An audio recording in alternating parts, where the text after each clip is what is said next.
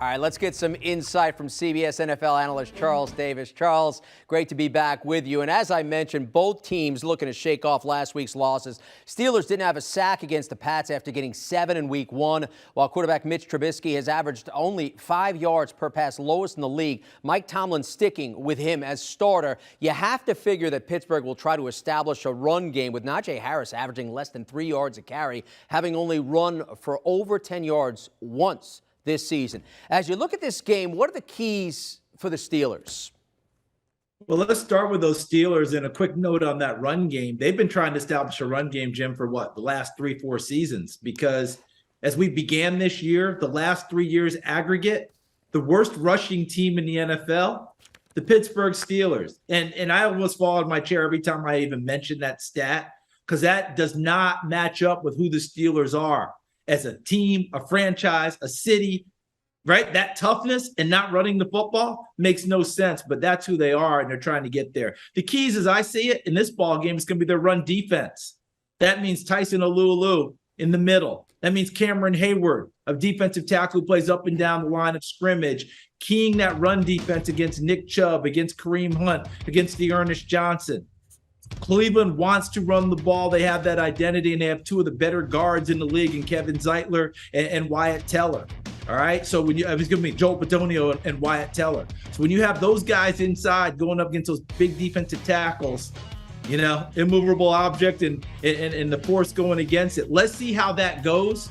But they're going to have to make sure they slow down the run defense. And then on offense, if you're Pittsburgh, you mentioned Mitchell Trubisky and the paltry amount of yardage downfield, the ball's being thrown.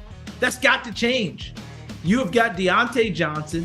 You've got Chase Claypool. You've got the rookie George Pickens. You got Pat Freiermuth at tight end who can get downfield. That ball has to be thrown downfield. And I know Pittsburgh has dialed up a number of calls that way, but I feel like Mitchell Trubisky has been checking it down and not taking those shots. He's got to turn it loose and get those defenders back so that they can throw it underneath and start to gain some yardage that way. Right now, there's no one that's afraid of them downfield. If you watch people play, they're within 10 yards of the line of scrimmage except for maybe one deep defender, and that's about it.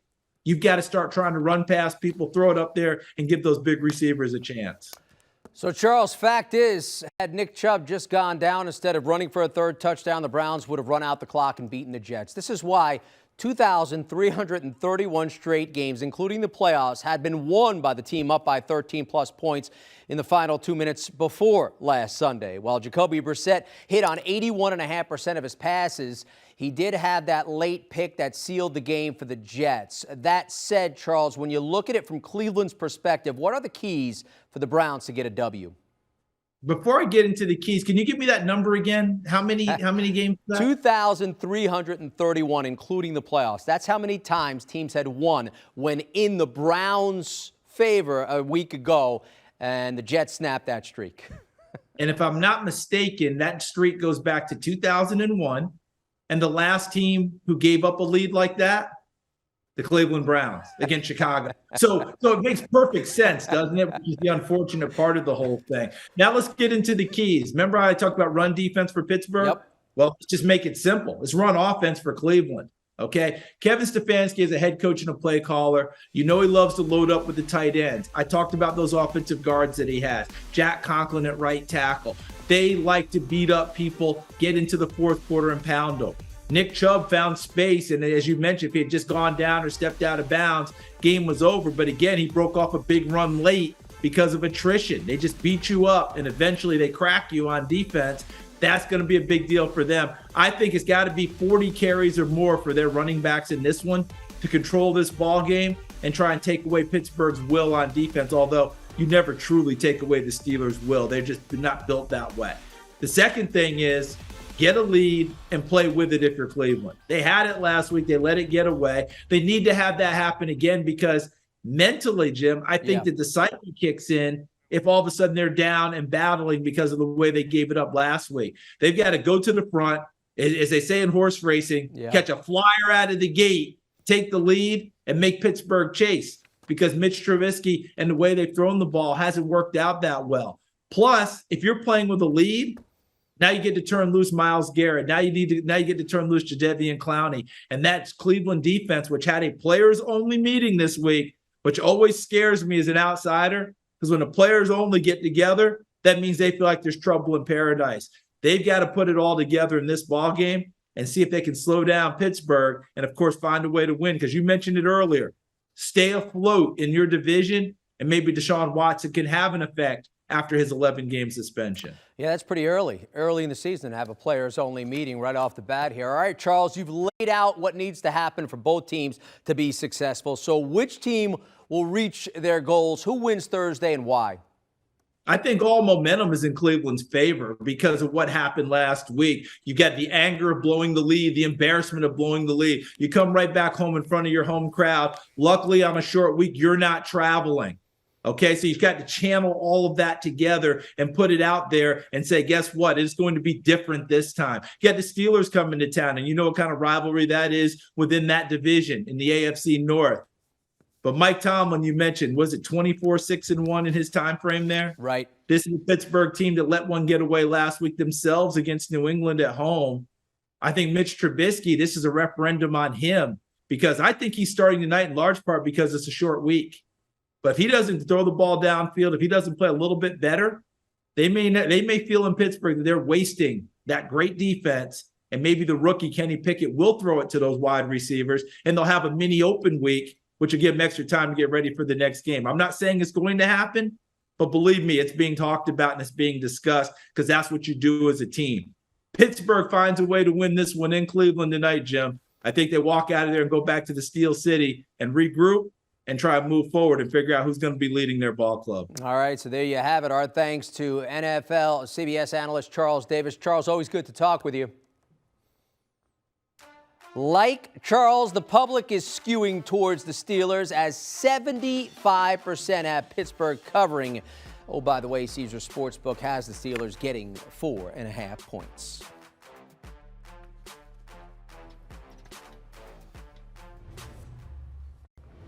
Let's welcome in Senior Sportsline analyst Larry Hartstein and CBS Sports NFL writer Tyler Sullivan to talk more Thursday night football. Steelers at Browns. Larry, you tweeted about this earlier today. TJ Watt destroyed the Browns last season. The reigning defensive player of the year racked up 5.5 sacks, 11 tackles, and a fumble recovery. No TJ tomorrow night. How does that affect your bet?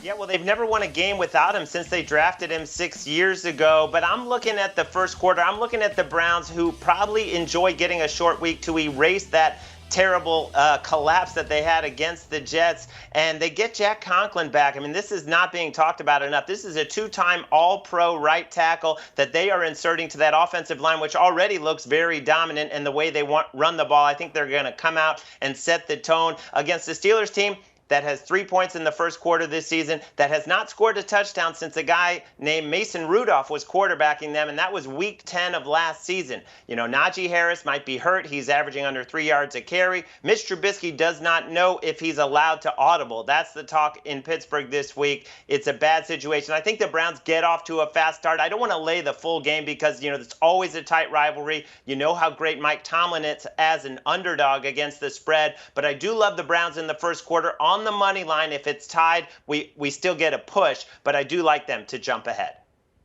Yeah, I'm on the same page here with Larry. I mean, obviously, you look at what the Cleveland Browns have done over the past week. They wanted this more than anybody to have this be a short week. I don't think any team loves playing on Thursday night. The Cleveland Browns wanted to erase what happened against the New York Jets in week 2, and I think they'll be able to do that. I do think when you look at how they want to run their offense, the Cleveland Browns, it is obviously run first. And as much as they want to get ahead on the Pittsburgh Steelers, I think that they can do that on the ground. I don't know if they necessarily have to all of a sudden have Jacoby Brissett light things up, throwing the football early to build that early lead. I think that they can do that via the ground game with Nick Chubb and Kareem Hunt. Like you said, Jack Conklin is going to play in this game, or at least expected to make his season debut on Thursday. That's huge for this running game for the Cleveland Browns. So if all of a sudden you're able to build that early lead with the running game, you're opening things up for all of a sudden Mitchell Trubisky, who might be reeling for a starting quarterback job with the Pittsburgh Steelers, with Kenny Pickett breathing down his neck, to all of a sudden be forced to throw the football down the field, which could be bad news for the Pittsburgh Steelers in this one.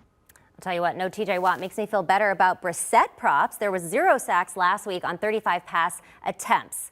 Fellas, this is potentially a very low-scoring game with majority of the money on the under 38. It makes for an interesting prop market. Tyler, what's a player prop that you're eyeing for this would-be slugfest?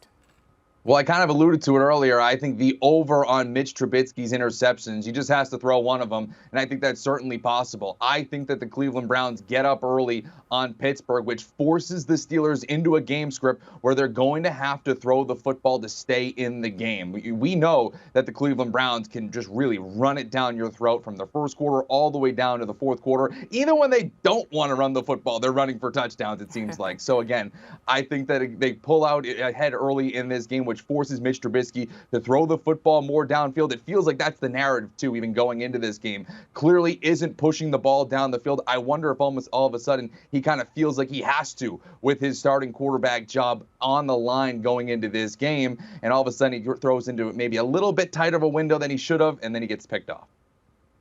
Tyler, I love that play. I'm going to jump on it right after the show, but I'm going Najee Harris under 54.5 rushing yards. Something is not right with this guy. I don't know if it's the foot injury.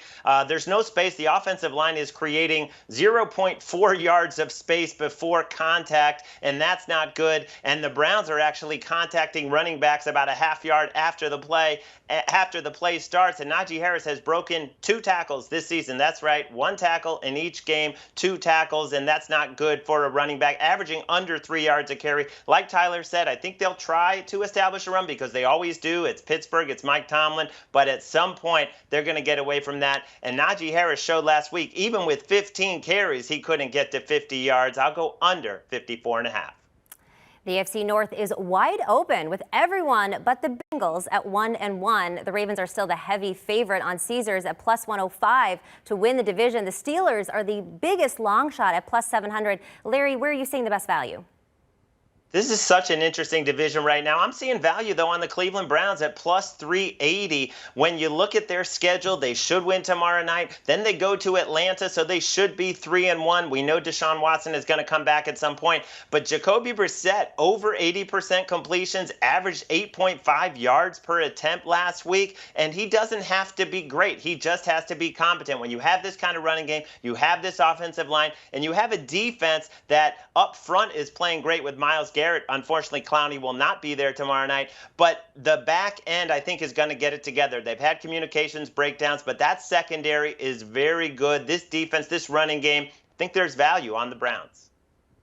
Yeah, I like that with Larry. I mean, obviously the Cleveland Browns, I don't think that there's any team happier that their division is all of a sudden the Cincinnati Bengals are 0-2 to begin the year. The Ravens just lost a heartbreaker last week, and the Steelers, they face this week that's reeling at the quarterback position in Mitchell Trubisky. So I do like that as a long shot, because if all of a sudden they can tread water and you still have all these teams in the division kind of coming off to sluggish starts, that's going to set themselves up nicely for when Deshaun Watson gets back to possibly go on a late run towards the tail end of the year. But at the same time, I do love the Baltimore Ravens. I know they had that terrible loss last week. They kind of blew that one to the Miami Dolphins off a bunch of chunk plays with Jalen Waddle and Tyreek Hill. But from what Lamar Jackson has been doing this season, it really is a guy that is going to say, show me the money when he gets to the negotiating table with the Baltimore Ravens brass. I mean, you throw 3 touchdown passes in that game, you rush for over 100 yards and a touchdown.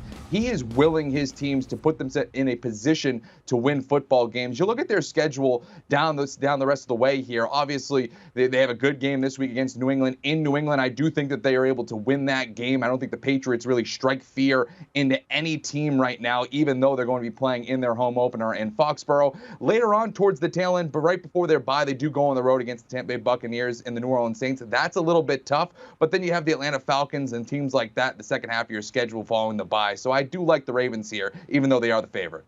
Sharp stuff, gentlemen. Thank you so much for your time tonight. Let's go ahead and take a look at those picks. Larry is high on the Browns to win the AFC North, and he likes them in the first quarter on Thursday night. Tyler took the Browns to cover the full game spread against the Steelers, but he's locked in on the Ravens to win the division. Do you want a sports network that delivers everything that matters about the game? The highlights, the picks, the instant analysis, no yelling, no fake debates, no politics. Hit the subscribe button and never miss a moment.